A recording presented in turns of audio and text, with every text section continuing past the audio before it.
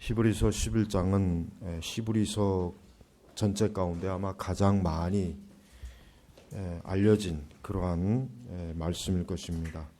그러나 히브리서 11장 자체만 이해하면 안 되겠죠. 사실은 히브리서 1장부터 사실은 쭉 이어나가야 히브리서 11장이 무슨 말인지 알지. 자칫하면은 히브리서 11장을 잘못된 신앙주의로 이용할 수 있는 요소들이 사실 많이 있습니다.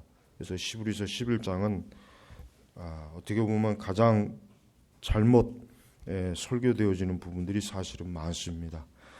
자, 오늘 우리는 특별히 히브리서 11장 8절부터 12절, 오늘 이 8절부터 12절까지는 그 유명한 아브라함과 이제 사라, 우리가 보통 믿음의 조상, 보통 구약 성경에서 가장 신앙의 선진으로 언급되어지는 그러한 이 두 사람에 대해서 우리가 좀 살펴봐야 되겠습니다. 물론 우리는 아브라함과 사라가 주인이 아닙니다. 오늘 말씀의 주인공은 우리 주 하나님 아버지, 우리 주 예수 그리스도가 이 말씀의 주인이 되십니다. 자, 우리는 가장 많은 신앙 용어가 뭡니까? 바로 믿음입니다. 오늘 히브리서 11장 보면은 믿음이란 말이 굉장히 많이 나오죠. 보편적으로 우리 그리스도인들이 가장 신앙 용어로 많이 쓰는 말이 믿음.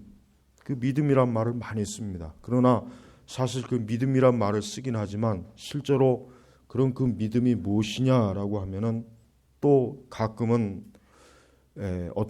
다른 때는 또렷이 알다가 또 어쩔 때는 또 명확하게 또 말하기도 그렇고 이것이 무엇인가라고 그럴 때가 많이 있습니다.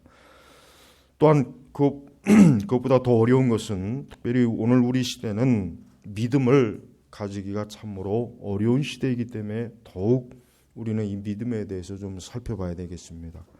여러분, 우리 그리스도인들도 때때로 우리가 가지고 있는 믿음, 내가 가지고 있는 하나님을 믿는 믿음, 예수님을 믿는 이 믿음, 또 복음을 믿는 믿음, 또 성경을 말씀을 믿는 이 믿음이 과연 내가 살아가는 이 시대에 얼마나 이 믿음이 실제로 효력이 있는 건지, 정말 이 믿음이 우리의 현실과 맞는 것인지 사실은 그런 회의적인 생각할 때가 많이 있어요.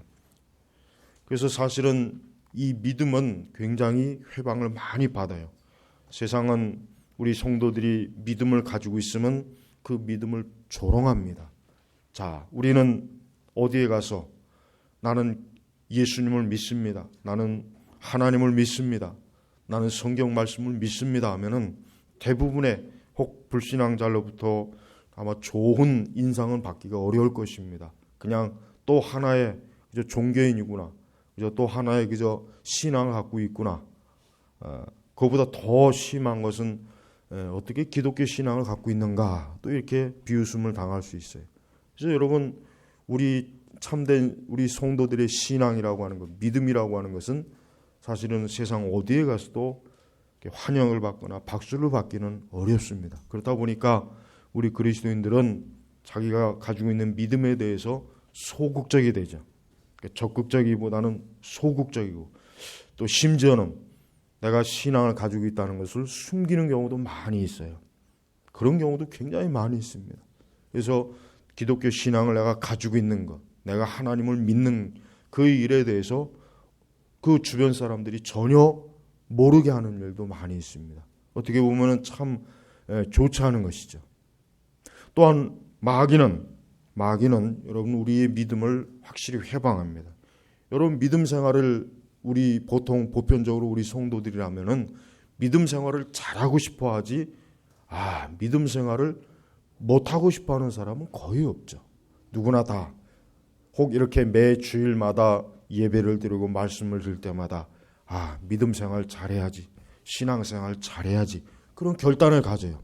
그러나 또 월요일이 되면은 그 다음 날이 되면 또 내 믿음이라고 하는 게 또 그냥 어떻게 보면은 나도 알지 못하는 사이에 다 무너지고 현실의 여러 사건이나 여러 일들에 그냥 눈 녹듯이 없어져 버린단 말이에요.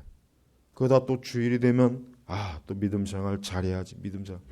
사실 이와 같은 현상의 가장 큰 원인이 뭐냐면 여러 원인이 있지만은 이 마귀는 우리의 믿음을 회방합니다. 우리가 예수님을 믿는 거에 대해서 마귀는 회방을 해요.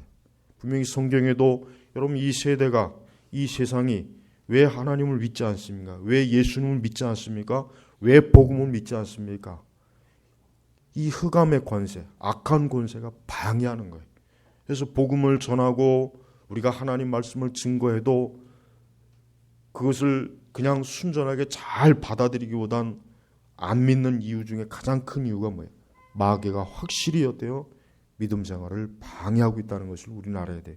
그래서 우리 성도들은 내가 믿음 생활, 신앙 생활 하는 데 있어서 반드시 이 마귀는 회방을 한다는 것을 명심하고 있어야지, 우리가 그것을 전혀 인식하지 못하고 있으면 어떻게 돼요? 그건 굉장히 우리의 믿음에 치명적인 해를 가져온 것입니다.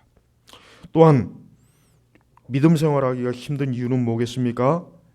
가만히 보면은 이 세상이 어때요? 우리 기독교와 우리의 믿음과 우리의 신앙과 하나님 말씀과는 전혀 상관없이 잘 돌아가고 있는 것 같아요. 그러니까 교회 안에 있을 때는 하나님이 살아계시지만 교회 문 밖을 나가 저 세상에 나가면 뭐 하나님이 어디 있었나? 아무리 찾아봐도 하나님이 없고, 하나님의 능력이나 권세나 이런 것들이 어때요? 갑자기 추상적으로 변해버리니까 어떻게 됩니까? 신앙이라고 하는 것이 그냥 이 예배당 안에 울타리에 갇혀있게 되는 거예요. 그러니까 여러분 믿음 생활하는 데 있어서 굉장히 이런 다양한 요소들이 어때요? 우리의 믿음을 회방을 해요. 그러니 여러분 우리 자신도 이런데 하물며 전혀 신앙을 갖지 않는 불신앙자들에게 우리가 기독교에 대해서, 성경에 대해서, 예수님에 대해서, 복음에 대해서 증거한다면 그들이 어떻게 받아들이겠습니까? 사실은 굉장히 어려운 얘기예요. 그래서 우리는 때때로 우리 자신의 입장도 생각하게 되겠지만은 불신앙자들의 입장에 있어서도 이 기독교 신앙이라고 하는 것은 그렇게 쉬운 것은 아니라는 걸 좀 이해를 하고 좀 그런 가운데서 우리가 복음을 전할 때나 예수님을 증거할 때 어느 정도 좀 그런 것들을 염두에 둔다면 우리 자신이 낙심하지도 않을 뿐만 아니라 또 하나님의 진리를 증거하는 데 굉장히 효과적일 것입니다. 자, 우리 성도들은 이 믿음이라고 하는 것을 포기할 수 없습니다. 그렇습니다. 참된 성도에게서는 이 믿음은 절대 포기할 수도 없고 양보할 수 없는 것입니다. 참으로 예수 그리스도를 진정으로 믿는 모든 성도들에게 있어서 이 믿음은 뭐예요? 어느 때나 이 믿음은 가장 중요한 보물이요, 우리의 믿음과 우리의 삶의 근본적인 토대가 되는 것이에요. 오늘 8절 말씀을 보니까 믿음으로 아브라함은 부르심을 받았을 때 순종하여 장래 유업으로 받을 곳으로 나아가되 어디로 가는지를 알지 못하고 나아갔으며. 자, 아브라함이 어떤 사람입니까? 자, 아브라함. 우리는 보통 아브라함을 믿음의 조상이라고 해요. 자, 그렇지만 아브라함이 처음부터 믿음의 조상은 아니에요. 여러분, 아브라함 자신도 결국은 누구입니까? 아브라함 자신도 처음부터 하나님의 백성이나 하나님의 씨앗이나 하나님의 자녀가 아니라 뭐예요? 이방인이에요. 불신앙자예요. 아브라함도 역시 마찬가지로 육적인 사람이었어요. 그도 역시 육신의 정욕과 이생의 자랑과 또 보고 듣고 이 세상을 사랑하고 이 세상의 것들을 즐기는 그런 사람이었어요. 아브라함이라고 해서 처음부터 어떤 신앙에 큰 관심을 가졌다든가 어떤 영적인 것을 사모했다든가 또 진리를 추구했다든가 성경에 이런 말씀이 전혀 없어요. 그냥 느닷없이 우리가 창세기 성경 공부할 때도 봤지만 느닷없이 하나님께서는 어때요? 아브라함을 부르신 거예요. 그래서 믿음으로 아브라함은 부르심을 받았을 때, 즉 아브라함이 하나님의 부르심을 받았을 때 아브라함은 어때요? 그것을 믿었다는 거예요. 자, 이게 이제 어려운 거예요. 이 믿음이라는 게 바로 이것입니다. 자, 하나님께서는 사람들을 부르십니다. 하나님께서는 하나님의 택한 자를 부르세요.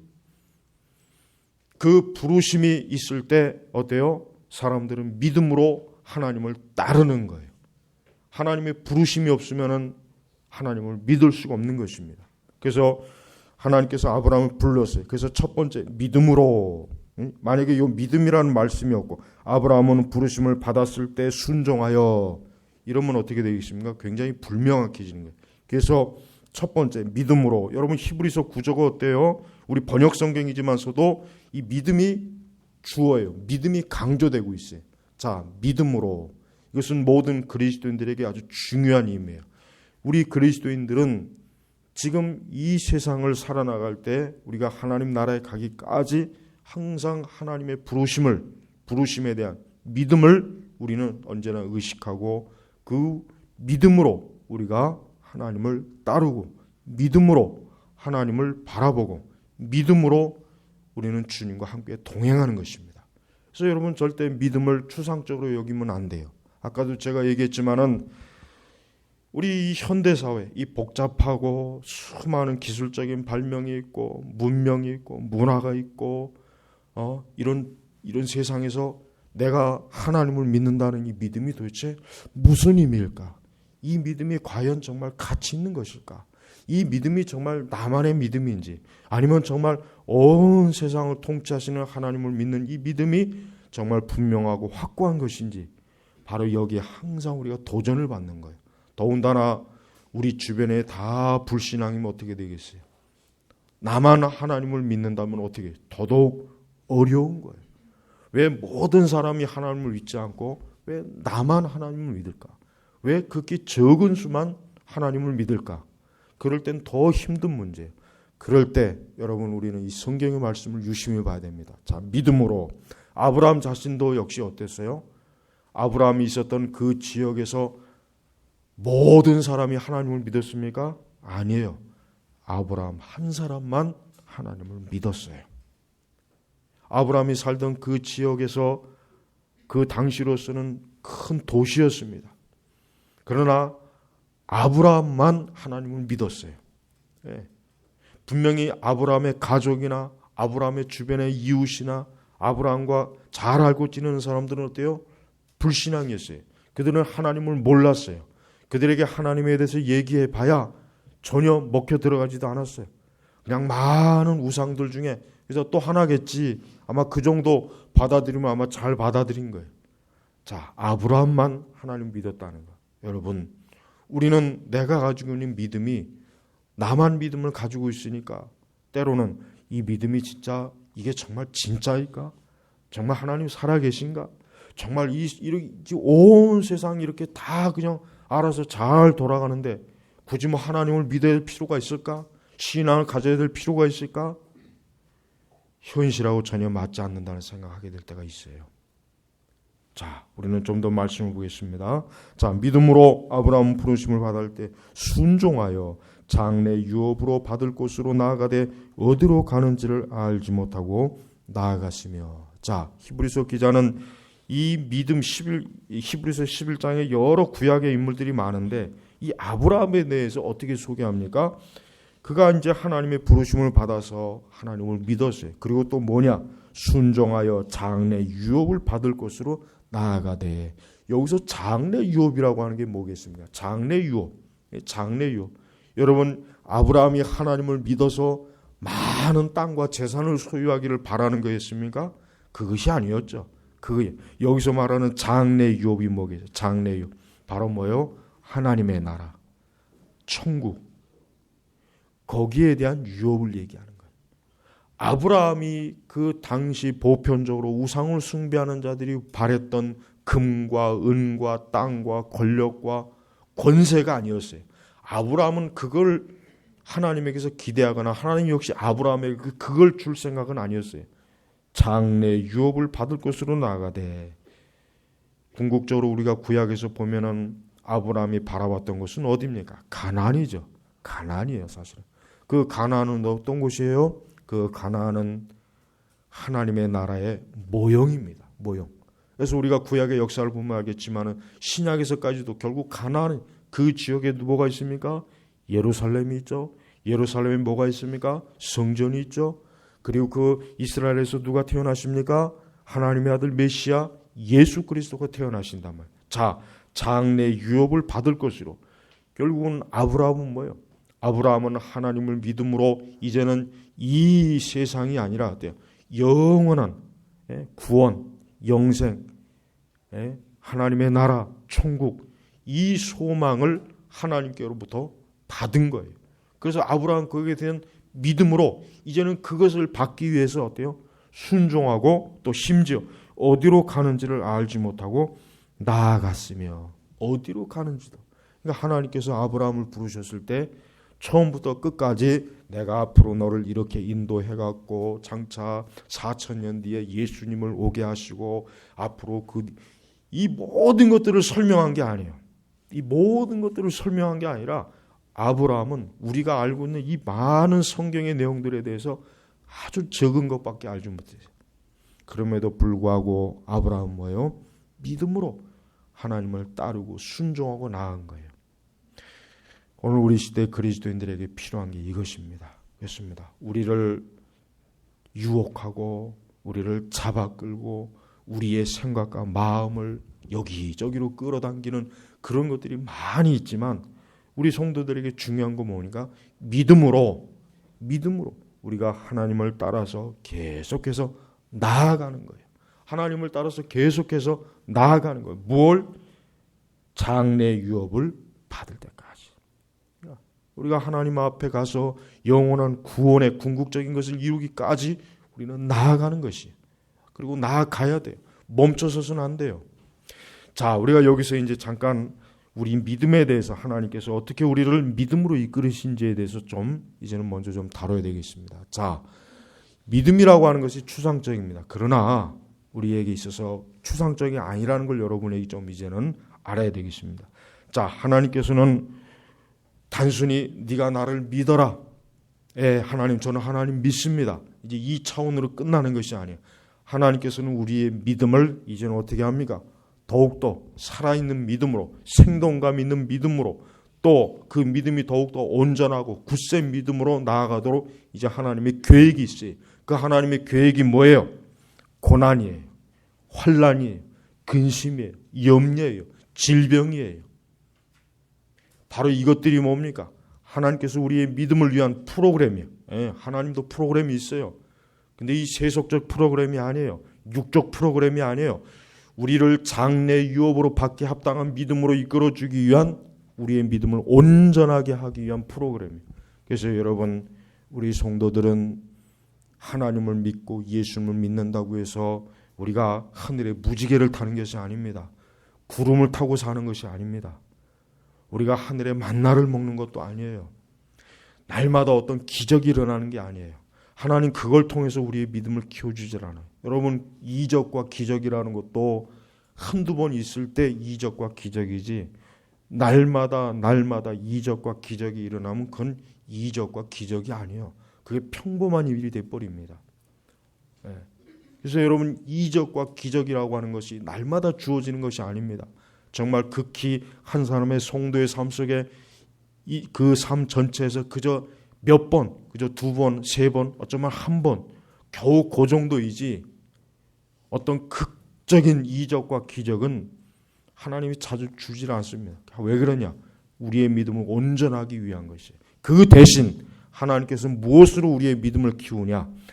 우리가 이 불신앙의 속에서 닥치는 모든 삶 속에서 우리의 믿음을 하나님께서는 훈련시키고 연단을 시키는 거예요. 그래서 어려움을 겪게 해요. 환난도 겪게 해요. 사람들과 괴로운 관계도 겪게 해요. 질병도 겪습니다. 사고도 겪습니다. 한번 실패하고 무너지는 게 겪습니다. 자식으로 인하여 속도 썩입니다. 이런 모든 과정을 통해서 하나님께서는 우리의 믿음을 어떻게 합니까?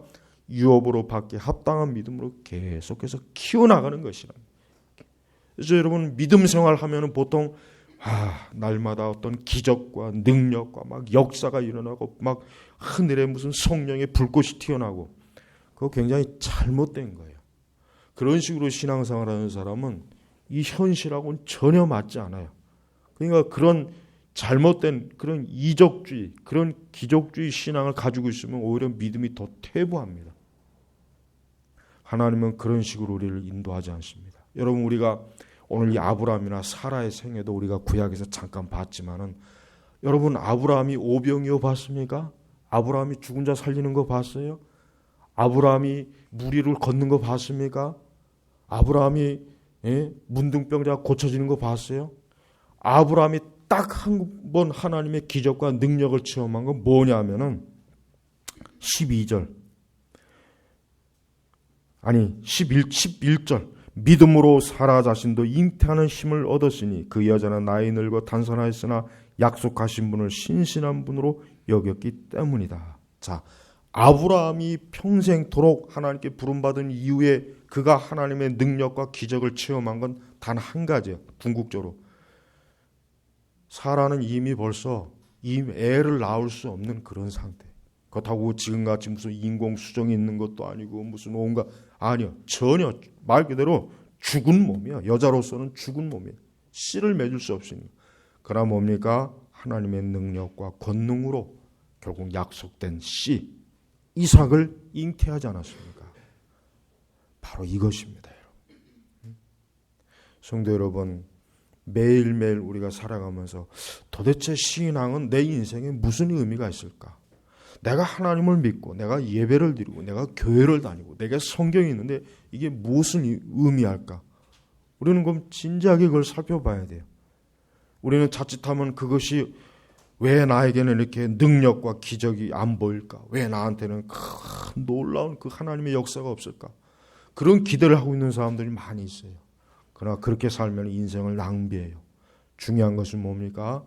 우리에게 닥치는 매일매일 시간과 삶 속에 내 환경과 내 상황 속에서 살아계신 하나님을 믿고 나아가는 거예요. 나아가는 거예요. 그래서 어디로 가는지를 알지 못하고 나아갔지만 이 아브라함은 어때요? 나아갔단 말이에요. 그래서 여러분 때때로 우리는 이 믿음이라고 하는 게 도대체 뭘까라고 회의할 때마다 우리는 하나님께서 준비하시는 고난과 믿음의 프로그램에 있어요. 그래서 그때 들어가면은 그때는 믿음이 작동하게 돼요.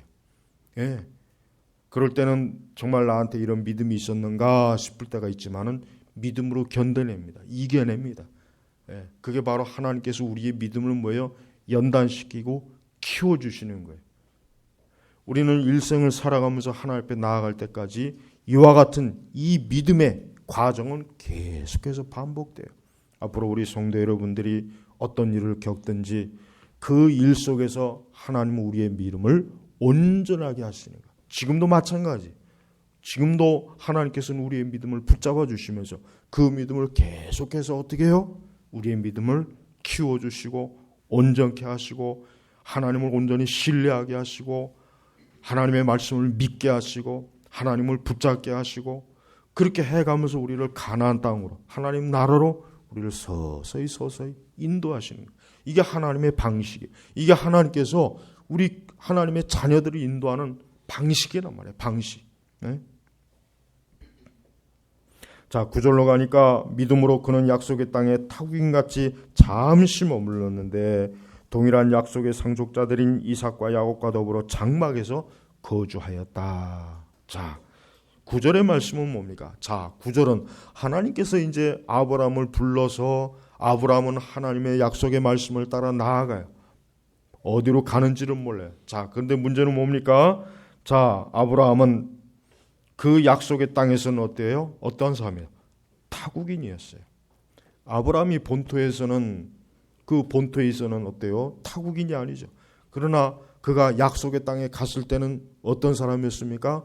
타국인, 외국인, 전혀 다른 사람이에요. 여러분, 우리 성도의 지금 위치가 뭡니까? 우리는 지금 타국인이에요. 우리는 지금 이 세상에서 어때요? 타국인의 자리에 있어요. 우리는 이곳의 본토인이 아니에요. 우리가 하나님께로 부름받아서 믿음으로 주님을 쫓은 그때부터 우리는 어때요? 타국인이 되는 거예요. 이 땅에서 우리는 어때요? 외국인이에요. 타국인이란 말이에요. 절대 이 땅의 본토인이 될 수가 없어요. 이제 더 이상 우리는 이 세상에 속한 자가 될 수가 없는 몸이에요. 타국인이 돼버린 거예요. 타국인. 잠시 머물렀는데 그렇습니다. 잠시 머물러요. 이것을 아브라함 자신도 잘 알고 있었습니다. 아브라함도 자기가 태어나고 자기가 자랐던 곳에서 하나님께서 약속하신 그 땅으로 갔어요. 아브라함 자신이 너무 잘 알죠. 이곳은 내가 원래 태어나고 내가 자라던 곳이 아니고 나는 이곳의 타국인이다. 나는 이곳에 그저 잠깐 머무는 사람이다. 그러면서 뭡니까? 동일한 약속의 상속자들인 이삭과 야곱과 더불어 장막에서 거주하였다. 자, 우리 성도들은 이 세상에서 잠깐 거주하는 사람이에요. 하나님께서 지정하신 장막에서 우리는 잠깐 외국인으로서 타국인으로서 우리는 거주하는 사람이에요. 타국인으로 거주하는 사람은 이 땅에 소망을 두지 않습니다. 이 세상에 목적을 두지 않습니다. 우리는 하나님 나라의 목적을 두는 거예요. 그래서 여러분, 우리가 매일매일 세상을 바라볼 때마다 그 세상이 우리에게 유혹하는 게 있어요. 그건 뭐냐면 이곳에서 머물러라. 여기에 뿌리를 내려라. 이곳에서 영원히 뿌리를 내려라. 그러면서 우리가 가지고 있는 천국에 대한 믿음, 영생에 대한 소망을 자꾸 갉아먹습니다. 성도 여러분, 믿음이 가장 궁극적으로 중요한 것은 영생에 대한 소망이에요. 영생에 대한 소망이 없으면 우리 성도들은 이 세상에서 어쩔 수 없이 세상에 뿌리를 내려야 돼요. 세상을 사랑해야 돼요. 세상에 깊이 접목시켜야 돼요. 세상과 하나가 되어야 돼요. 그러나 진정 예수 그리스도를 믿는 믿음 있는 사람은 항상 어때요? 나는 타국인이다. 나는 타국입니다. 나는 장차 영원한 그 영생의 유업을 받기로 약속된 약속의 자녀다. 언제나 그 생각과 그 믿음을 가지고 있는 사람은 절대 이 땅에 뿌리를 내지 않게 되는 것입니다. 자, 10절로 보면 이는 그가 하나님께서 계획하시고 만드실 기초가 있는 성을 고대하고 있었기 때문이다. 자, 그렇죠? 봐요. 아브라함은 그 가나안 땅에서는 장막에 거했어요. 그러나 아브라함은 그 장막에서 영원히 거하는 것이 아니라 뭐겠습니까? 10절. 이는 그가, 즉 아브라함이 하나님께서 계획하시고 만드실 기초가 있는 성을 고대하고 있었기 때문이다. 여기서 말하는 이 성은 어디에서 확실하게 나타나요? 계시록에. 계시록 끝부분에 가보십시오. 거기는 생명나무 12과실, 거기는 하나님의 백성들이 모여서 하나님을 영원토록 어린 양 예수 그리스도를 영원토록 예배하고 찬송하는 그 성이 딱 나타나요. 계시록 후반부에 가면 바로 아브라함이 뭐예요? 그걸 바라본 거예요. 그러니까 아브라함은 그걸 바라보면서 그 가나안 땅에서 타국인으로 그리고 장막에서 거기서 머무르면서 그 소망을 가지고 나아간 것이란 말이에요. 여러분, 우리 그리스도인들도 이 10절의 말씀에 대한 믿음을 분명하게 가져야 돼요. 여러분, 우리의 믿음은 추상적이 되면 안 되겠죠. 우리의 믿음은 그저 우리 하나의 종교적인 망상이 되면 안 되죠.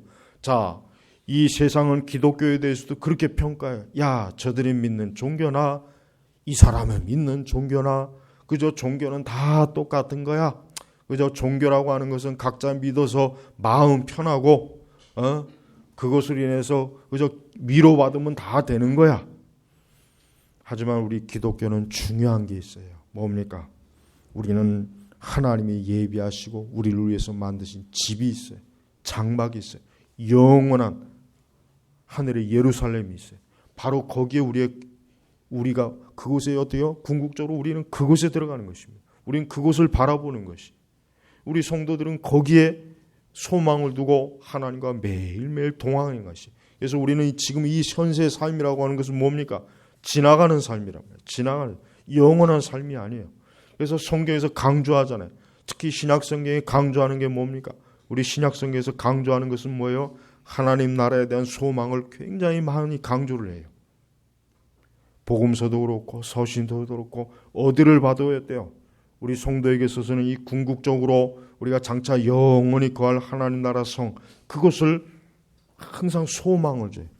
그 소망을 끊임없이 성경은 계속해서 반복적으로 계속 강조하고 있어요. 왜? 그것을 잊지 말라는 거예요. 그것을 잊지 말고 거기에 소망을 끝까지 걸고 기대하라는 거예요.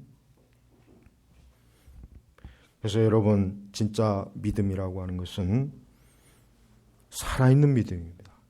믿음은 살아있는 믿음이에요. 죽은 믿음은 이와 같은 소망을 가질 수 없어요. 그래서 여러분, 우리가 히브리서 11장에 보면은 여기에 보면 구약의 그 많은 믿음의 선진들이 나왔잖아요. 그런데 이 사람들의 특징이 뭐냐? 이 사람들의 특징이 뭡니까? 그 믿음이 살아있다는 거예요. 우리에게 이 시브리서 기자가 보여주는 건 뭐냐면, 자, 구약 성경에 아브라함도 있다, 에녹도 있다, 요셉도 있다, 모세도 있다 하면서 뭘 얘기하는 거냐면, 이 사람들은 살아있는 믿음으로 하나님을 믿고 하나님의 약속을 의심치 아니하고 하나님께서 예비하신 그 영원한 하나님 나라의 도성을 향하여 나아간 사람이다. 그러니까 너희들도 이들과 같이 동일하게, 오늘도 너희들도 믿음으로 이들과 같이 동일하게 그 믿음의 길에 서 있으라. 이것을 가르쳐주기 위해서 특별히 히브리서 11장의 내용이 들어간 것이란 말이에요. 그래서 여러분, 우리는 하나님께서 때로는 물과 불을 통과하게 하셔도 그것은 잠깐 지나가는 거예요. 우리는 영원히 물과 불을 통과하는 것이 아닙니다. 우리는 그 물과 불을 통과하고 나서 궁극적으로 어디에 이릅니까? 어디에 이르냐? 하나님께서 계획하시고 만드실 기초가 있는 성, 하늘의 장막, 하늘의 예루살렘, 그 빛나는 성, 영원한 하나님 나라의 보호자, 우리는 그곳에 소망을 두고 거기에 나아가는 것이에요. 자, 11절로 넘어갑니다. 믿음으로, 우리 치영아 거기 잠깐 꺼야 되겠다. 너무 더운 것 같다. 자, 믿음으로 사라 자신도 잉태하는 힘을 얻었으니 그 여자는 나이 늙어 단산하였으나 약속하신 분을 신실한 분으로 여겼기 때문이다. 자, 여기서 11절에서 중요한 건 뭐겠습니까? 약속하신 분을 신실하신 분으로 여겼기 때문이다. 신실한 분. 이 신실하다는 말의 의미는 뭡니까? 신실하다는 말의 의미는 믿을 수 있다. 믿을 만하다. 절대 믿어서 어때요? 배신을 당하지 않는다. 배반을 당하지 않는다. 그게 바로 신실한. 그래서 하나님의 그 성품 중에 하나가 뭡니까? 신실하신 하나님이잖아요. 사람은 신실하지 못하거든요. 사람은 믿을 수가 없어요. 여러분 절대 사람을 믿어서는 안 돼요. 네. 누구도 믿어서는 안 돼요. 가족도 믿어서는 안 돼요. 이웃도 믿어서는 안 돼요. 이건 무슨 사람을 일부러 배척 불신을 조장하라는 얘기가 아니라 여기서 믿지 말라는 얘기는 사람에게 소망을 두지 말라는 얘기예요. 그 얘기예요. 지금 그 얘기를 하네요. 우리 성도들은 오직 하나님에게만 모든 소망을 다 둬야 돼요. 그 외에는 어떤 곳에도 우리 소망을 두면 안 돼요. 성경은 사람은 사랑의 대상이지. 예. 그러나 하나님은 뭐요? 믿음과 사랑의 대상이에요. 두 가지 대상이 되는 거예요. 사람은 믿음의 대상이 되면 큰일 나요. 그러면 큰 상처를 받고 고통을 받고 괴로움을 당하고 오해를 받고 시련을 당해. 그러니까 사람은 믿으면 안 되는 거예요. 그냥 사람은 하나님 말씀대로 내 이웃을 내 몸과 같이 사랑하라. 그 사랑에서 시작해서 사랑으로 끝나지. 사람은 믿어봐야 하나도 어때요? 오히려 그것이 나중에 큰 해를 주는 것이다. 자, 아브라함과 사라가 누구를 믿었습니까? 약속하신 분. 이분이 누구예요? 바로 아브라함과 사라를 부르신 하나님이시란 말이에요. 이 하나님께서 아브라함과 사라의 어때요? 믿음의 대상이 되는 거예요. 그리고 12절에 보니까 그러므로 죽은 자나 다름없는 한 사람으로부터 하늘의 수많은 별과 같이 그리고 바닷가에 셀 수 없는 모래와 같이 수많은 자손들이 태어났다. 여러분, 이 아브라함과 사라의 일생을 본다면은 우리는 성경을 읽을 때 아브라함이나 사라는 그저 믿음의 사람이니까 이럴 수 있는 거지 우리는 아니지 않는가, 그런 생각을 가집니다. 바로 이제 그게 성경을 굉장히 너무 성경에 적응이 돼서 그런 거예요. 그게 잘못된 거예요. 아브라함과 사라가 결국 누구냐면은 신약 시대의 모든 참된 그리스도인을 사실은 얘기하는 거예요. 왜? 신실하신 하나님을 따라서 오늘도 어때요? 하나님이 예비하신 것, 예수 그리스도께서 다 완성하시면 우리를 데리고 오시겠다고 하는 그분을 기다리면서 소망을 가지고 살아가는 모든 우리 그리스도인들에게 바로 뭐예요? 이 아브라함과 사라는 하나의 예표가 되는 거예요. 예표가 되는 거예요. 그래서 12절을 보니까 그러므로 죽은 자나 다름없는 한 사람으로부터 하늘의 수많은 별과 같이 그리고 바닷가에 셀 수 없는 모래와 같이 수많은 자손들이 태어났다. 바로 하나님의 부르심을 받아 아브라함과 동일하게, 사라와 동일하게 하나님을 믿음으로 따라서 하나님과 함께 동행하고 하나님과 함께하는 그런 하나님의 약속의 자녀들이 어때요? 이 아브라함과 사라와 같이 인간적으로 자연적으로 아무런 소망이 없는 이들에게서부터 하나님께서 새로운 역사를 일으키시는 거란 말이에요. 그래서 우리 성도들은 이 소망을 가지고 오늘도 우리는 살아가는 것이에요. 여러분, 우리 그리스도인들에게는 항상 믿음의 공격을 많이 받아요.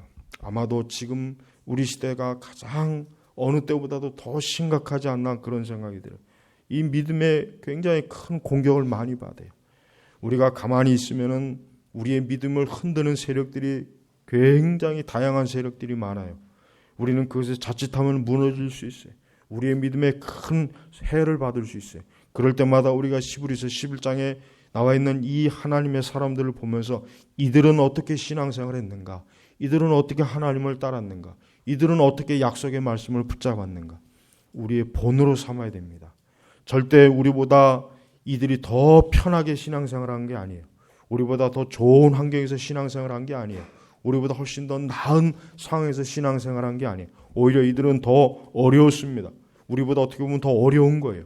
어떻게 보면 우리보다 더 힘든 상황이었어요. 사라 자신도 이미 죽은, 자기 자신도 사라 자신이 나는 이 나이가 들어 단산하였는데 무슨 약속의 씨앗이 있겠는가? 무슨 여기서 자손을 보겠는가? 이미 그런 생각을 가지고 있었던 사람이에요. 그러나 하나님께서는 그 약속을 지키셨어요. 그래서 여기서 뭐예요? 그래서 신실하신 분. 그래서 신실하다는 거. 여러분, 우리 성도들은 어떤 일이 있어도 어떤 상황에 처해도 어떤 세상이 되어도 어때요? 우리는 하나님이 신실하다는 것을 잊으면 안 돼요. 하나님은 믿을 수 있는 분이에요. 우리가 아무리 어려운 상황, 어려운 때, 어려운 시대가 있더라도 또 온 세상이 다 불신앙에 빠져서 어떻게 보면 나만 홀로 하나님을 믿는다고 해도 그래도 신실하신 하나님을 포기하면 안 돼요. 그 신실하신 하나님을 의지해야 돼요. 그 신실하신 하나님을 바라봐야 되는 거예요. 그게 믿음의 도전이에요. 그게 믿음의 도전이에요. 이 믿음을, 즉 신실하신 하나님을 믿게 하기 위해서 하나님께서는 우리에게 많은 시련과 어려움을 주시는 거예요. 근데 때때로 그것이 힘들어가지고 그것이 버거워서 주저앉는 분들도 꽤 있어요. 하지만 그럴 때는 다시 일어나야 돼요. 네. 의인은 7번 넘어질지라도 다시 일어난다 그랬죠. 신앙은 뭐예요? 항상 다시 일어나는 거예요. 신앙은 포기하면 안 돼요. 항상 다시 일어나서 항상 그 신앙으로 굳게 서는 것입니다. 그리고 아브라함이나 사라 같이 우리가 무슨 어떤 극단적인 신앙의 그것을 요구받지는 않아요. 자, 17절에 보니까 이런 말씀이 있죠. 아브라함은 시험을 받을 때 믿음으로 이삭을 바쳤으니 그는 그 약속들을 받은 자이나 자기 외아들을 바쳤다. 자, 아브라함의 일생 중에 가장 어려웠던 시기가 바로 뭐예요? 그 이삭을 하나님께서 번제로 바쳐라. 이 번제로 바쳐라. 이게 바쳐라. 바로 그때 어때? 아브라함은 시험을 받을 때 믿음으로 이삭을 바쳤으니. 믿음으로. 여기에서도 뭐가 들어왔습니까? 믿음으로. 자, 우리가 여기서 알 수 있는 건 뭐예요? 우리 그리스도인들은 모든 일에 항상 믿음으로 써요. 그 무엇을 믿는 믿음이냐? 하나님의 약속을 믿는 믿음, 하나님의 신실하심을 믿는 믿음, 하나님이 지금도 살아서 역사하신다는 믿음, 이 믿음이에요. 이 믿음으로 우리는 모든 것들을, 모든 시험들을, 모든 현실들을, 모든 상황들을 어때요? 다 어때요? 그것을 맞부닥쳐야 되는 거예요. 제발 믿음이라고 하는 것이 단순히 그저 주일에 예배 오는 것, 그저 잠깐 기도할 때 하는 것, 그저 성경 읽을 때 아닙니다. 믿음은 뭐예요? 모든 일에. 그래서 에베소서에 보면 믿음은 뭐예요? 방패라 그러죠. 방패. 믿음은 방패예요. 여러분, 이 세상이 우리 그리스도인들에게 얼마나 많은 이 불신앙의 화살을 얼마나 쏘겠어요. 다양한 불신앙의 화살들이 이 세상에 있어요. 그래서 지금 이 불신앙의 화살을 굉장히 많은 사람들이 맞고 쓰러져 있습니다. 그러나 저들에게 있어서 무엇이 없었던 겁니까? 믿음이 없었던 거예요. 이 믿음이란 말을 많이 쓰지만 가장 믿음이 지금 제일 큰 문제입니다. 우리 성도 여러분, 매일매일 매 시간마다 믿음으로 나는 살고 있는가? 믿음으로 나는 매일 활동하고 있는가? 믿음으로 나는 살아계신 하나님을 의지하는가? 믿음으로 나는 장래의 모든 것들을 바라보는가? 믿음으로 나는 지금도 모든 걸 이겨내고 있는가? 믿음으로 나는 고난을 이기고 있는가? 믿음으로 나는 환난을 이기고 있는가? 이 믿음이라고 하는 것은 우리가 자꾸 사용하는 거예요. 하나님께서 그러기 위해서 우리를 어때요? 물을 통과하게 하고 불을 통과하게 하고 시련을 통과하게 하는 거예요. 그 믿음을 자꾸 활용하라는 뜻이었어요. 그래, 이 믿음을 활용하지 않으면 어떻게 되겠습니까? 믿음을 활용하지 않으면 우리는 세상이 무너집니다. 마귀에게 무너집니다. 정욕에 무너집니다. 이 세상의 좋은 것들에 그냥 무너져요. 그래서 이 믿음은 중요한 거예요. 그래서 이 믿음은 참으로 우리가 매일매일 우리 자신을 돌아봐야 될 신앙의 가장 중요한 핵심 기관이. 그래서 항상 우리는 이 믿음을 가지고 하나님을 바라봐야 되는 것이에요. 여러분, 믿음이 없으면 우리는 무너집니다. 그래서 이 세상은 이 믿음을 어떻게 하면은 성도들에게 있어서 제거할까? 이 세상이 날마다 수천 년 동안 아담과 하와 이래로 수천 년 동안 이 믿음을 갖지 못하기 위해서 얼마나 많은 회방을 하고 얼마나 많은 방해를 하고 있습니까? 또 얼마나 많은 믿음의 오류를 그 참된 믿음에다 오류를 섞어서 그 믿음을 어때요? 변질시키는 일도 얼마나 많이 있습니까? 그래서 항상 우리는 순전한 믿음을 사모해야 돼요. 순전한 믿음. 나는 정말 온전한 믿음이 있는가? 나는 정말 이 세상에서 하나님을 온전히 믿고 있는가? 나는 지금같이 이렇게 정욕적이고 쾌락적이고 지극히 물질적인, 그 다음에 이 온 세상의 모든 사람들이 다 육적인 그 넓은 길에서 환호하고 춤추고 노래할 때 나는 정말 살아계신 하나님을 믿는가? 나는 그분을 믿는가? 이 믿음을 우리는 굳건하게 해야 된단 말이에요. 자, 우리는 무엇보다도 예수님이 어떠한 믿음을 가졌는가를 우리는 확인해야 됩니다. 여러분, 우리는 예수님이 어떠한 분이십니까? 예수님은 하나님의 아들입니다. 그러나 예수님일지라도 그냥 저절로 하나님의 아들이니까 그냥 저절로 다 되는 게 아니에요. 그게 아닙니다. 예수님은 분명히 우리와 죄는 없으시지만 시험은 당하셨지만 우리와 똑같은 육신의 조건 갖고 계세요. 그러나 그분도 어때요? 그분도 믿음의 시련을 겪었어요. 그분도 하나님 십자가에 달리시는 그 순간까지 하나님 아버지를 믿는 그 믿음이 어때요? 그 믿음에 굉장히 예수님도 믿음의 도전과 시련을 받았단 말이에요. 그렇지만 예수님은 그 모든 걸 다 이겨냈습니다. 여러분, 우리는 무엇보다도 이 믿음을 잘 지켜야 됩니다. 이 믿음을 온전하게 우리는 유지해야 됩니다. 아니, 지금보다 더 온전하게 믿음으로 우리는 자라야 됩니다. 그렇지 않으면 무너집니다. 여러분, 지금 시대의 그리스도인들을 보십시오. 믿음 생활 사실 잘하고 있는 줄 아네요. 믿음 생활 못하고 있어요. 믿음 생활이 굉장히 엉망이에요. 그리고 엉성해요. 그러니까 이 세상에서 나가서 믿음이 이기지 못하잖아요.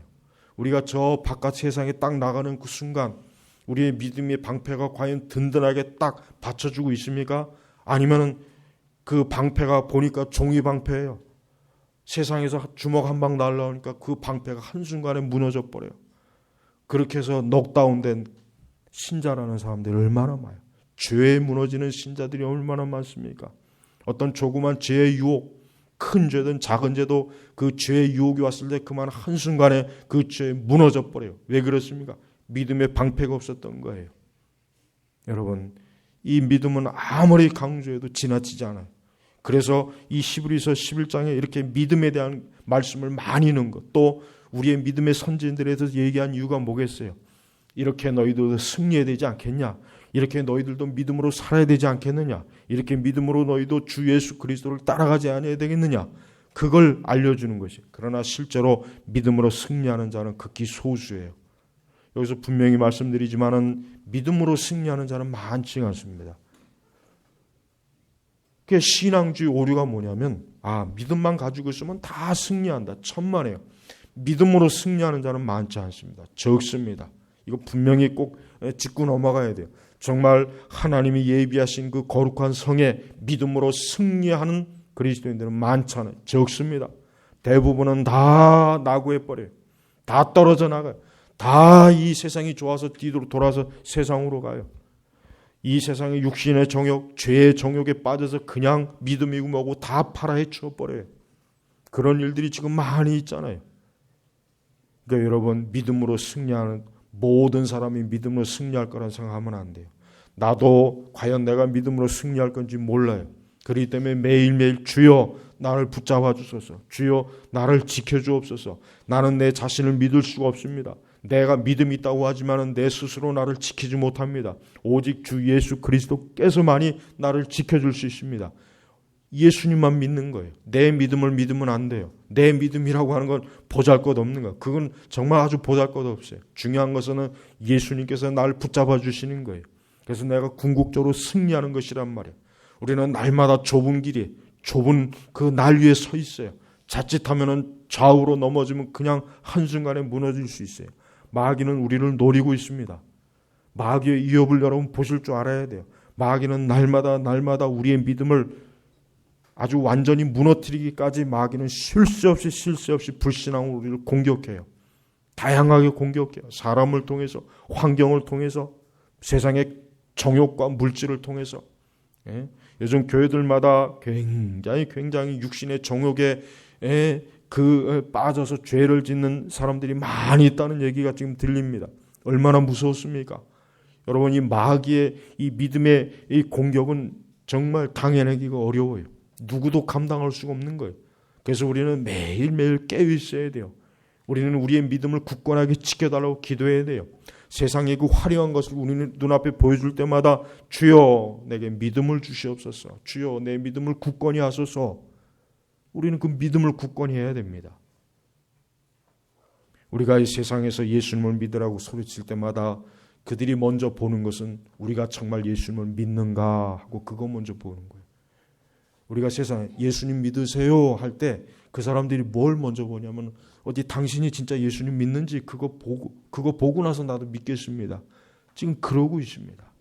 그러니까 여러분, 우리가 이 세상에다 복음을 전하는 것 이전에 먼저 나는 진짜 그 복음을 믿고 있는지, 나는 정말 믿음으로 예수님을 지금 그분과 함께 동행하는지, 나는 믿음으로 지금 주님과 함께 이 현실에서 하나님의 유혹을 받을 때까지 잘 이겨내고 있는지, 우리가 그런 모습을 굳건하게 남자답게 우리의 믿음 생활하는 걸 보여주지 못하면 세상은 절대 예수님 안 믿어요. 그들은 믿지 않습니다. 우리도 믿지 않는 걸 그들이 왜 믿어요? 여러분, 믿음을 굳게 해야 돼요. 지금 믿음이 다 팔아넘겨버렸어요. 믿음을 팔고 대신 세상 걸 굉장히 사모하는 그런 참 너무나 비참한 상황들이 지금 많이 있습니다. 그래서 여러분, 믿음이라고 하는 것을 다시 한번 생각해 봐야 됩니다. 나는 믿음이 있어. 나는 믿음 생활에 아니에요. 그것만 가지고 만족할 수 없어요. 나는 참으로 예수 그리스도로 오늘 이 아브라함과 사라와 같이 정말 굳건하게 신실하신 분을 믿고 있는가? 우리는 그 믿음을 살펴봐야 되는 것입니다. 또한 하나님을 믿지 않는 사람, 여전히 예수 그리스도를 믿지 않는 사람들도 이 말씀에 의해서 반드시 자기 자신을 돌아봐야 됩니다. 그들에겐 약속된 것이 없습니다. 약속된 것이 없습니다. 예수님을 믿지 않는 사람에겐 약속된 것이 없단 말이에요. 결국 뭐예요? 아무것도 없다는 거예요. 예수 그리스도를 믿지 않는 인생은 먹는 무가 아니라 없다. 아무것도 없는 거예요. 공허한 거예요. 텅 빈 거예요.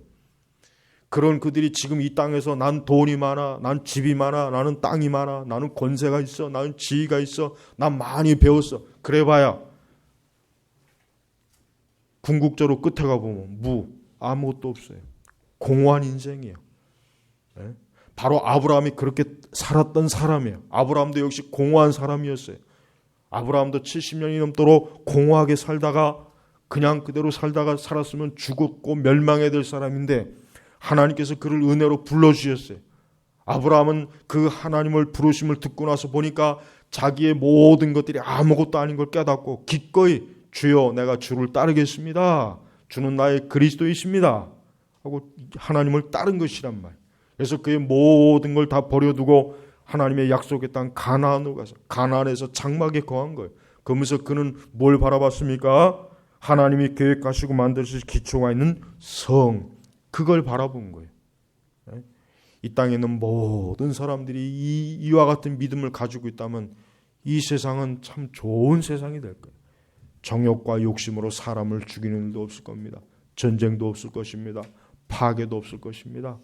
가난도 사실 아마 없을 것입니다. 탐욕도 없을 것입니다. 비참함과 비국도 없을 것입니다. 그런데 실제로 수많은 사람들이 그렇지 않습니다. 여러분, 우리는 믿음을 가져야 됩니다. 모든 사람들이 하나님을 믿는 믿음, 예수 그리스도를 믿는 믿음을 가지는 것이 궁극적으로 인간의 책임이고 하나님께서 요구하는 것이에요. 만약에 믿음이 없으면 그 사람은 아무것도 아니에요. 그냥 아무것도 없는 거예요. 하나님을 믿는 믿음이 없는데, 그리스도를 믿는 믿음이 없는데 아무리 공부를 많이 해봐요. 아무리 지위가 높고 모든 걸 다 가지고 있어도 인간은 어떻게 해요? 결국은 그 끝은 아무것도 없이 그냥 마치 촛불의 연기를 꺼버리면 그저 연기 쑥 내면서 사라지는 것처럼 보잘것없는 것이란 말이에요. 우리 성도 여러분, 이 땅에서 몇 년을 살고 싶습니까? 한 100년 살고 싶습니까? 그럼 100년 살고 난 다음에 어떻게 하겠습니까? 그냥 끝나는 거죠.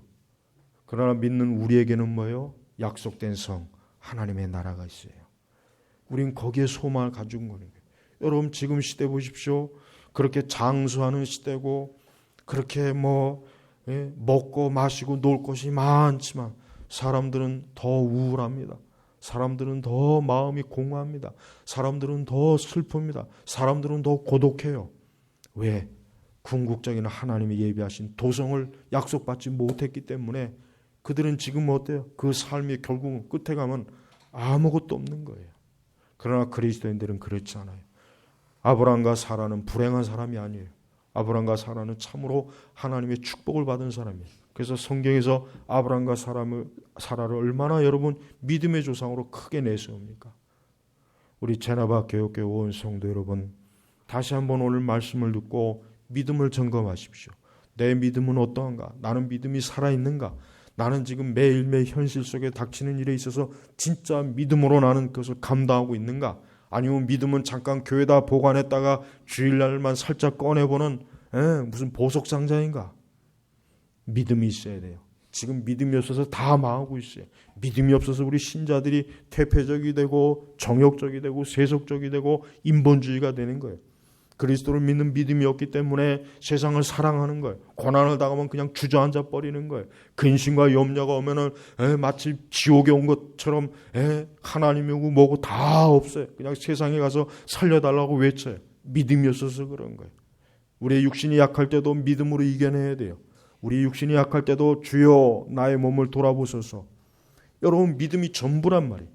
이 믿음이라고 하는 이 방패는, 이 믿음이라고 하는 도구는 하나님께서 우리가 이 땅에 이 세상에서 살아갈 때 우리가 싸우라고 주신 엄청난 무기인데 전부 그 무기는 다 엿바꿔 먹었어요. 세상에서 돈과 바꿨어요.